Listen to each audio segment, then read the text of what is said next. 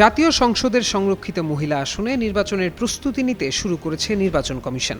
মঙ্গলবার ত্রয়োদশ জাতীয় সংসদ নির্বাচনে জয়ী সংসদ সদস্য ও মন্ত্রিসভার শপথ গ্রহণের পর সংসদের সংরক্ষিত মহিলা আসনের ভোটের প্রক্রিয়া শুরু হবে। এই নির্বাচনের আয়োজন নিয়ে এরই মধ্যে বৈঠক করেছেন সংশ্লিষ্ট কর্মকর্তারা। বৈঠকে নির্বাচনের প্রস্তুতি নিতে কি কি লাগবে, বিদ্যমান আইন ও বিধিমালা পর্যালোচনা সহ অন্যান্য প্রস্তুতি নিয়ে আলোচনা হয়। এই আলোচনায় সারসংক্ষেপ নির্বাচন কমিশনকে জানিয়েছেন কর্মকর্তারা। বৈঠকে অংশ নেওয়া একাধিক কর্মকর্তা গণমাধ্যমকে জানান, প্রচলিত নিয়ম অনুযায়ী নির্বাচন কমিশনের যুগ্ম সচিব পর্যায়ের কর্মকর্তাদের মধ্য থেকে এই নির্বাচনের রিটার্নিং কর্মকর্তা নিয়োগের আলোচনা চলছে। মন্ত্রিসভার শপথ গ্রহণের পর সংসদ সদস্যদের তালিকা ইসির কাছে পাঠানো হবে। ওই অনুযায়ী ভোটার তালিকা তৈরি করবে কমিশন।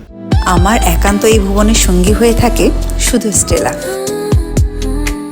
এছাড়া রাজনৈতিক দল ও স্বতন্ত্র সংসদ সদস্যরা কে কার সঙ্গে জোট করবেন সেই তথ্য পাওয়ার পর নির্বাচন কমিশন ওই অনুযায়ী প্রস্তুতি নেবে। এছাড়া বিদ্যমান আইন ও বিধিমালায় বড় ধরনের পরিবর্তন বা সংশোধনের প্রয়োজন হবে না। তবে আগে যে মনোনয়নপত্র হলফনামা ছিল, এবার সেখানে কিছুটা পরিবর্তন আসবে বলে জানিয়েছে নির্বাচন কমিশন। ত্রয়োদশ জাতীয় সংসদ নির্বাচনের আদলে হবে হলফনামা। ওই হলফনামায় প্রার্থীদের দেশে ও বিদেশে থাকা সম্পদের হিসাব জমা দিতে হবে। নির্বাচন কমিশনের কর্মকর্তারা জানান, সাধারণত দল ও জোট অনুযায়ী সংরক্ষিত মহিলা আসন ভাগ করে দেয়া হবে। আসনের বিপরীতে সমান সংখ্যক প্রার্থী থাকায় সাধারণত ভোটের প্রয়োজন হয় না।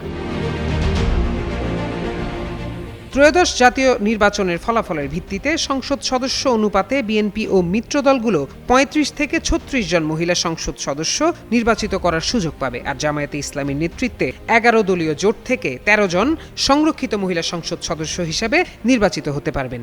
এছাড়াও স্বতন্ত্র ৭ জন সংসদ সদস্যদের পক্ষে ১ জন মহিলা সংসদ সদস্য হবেন।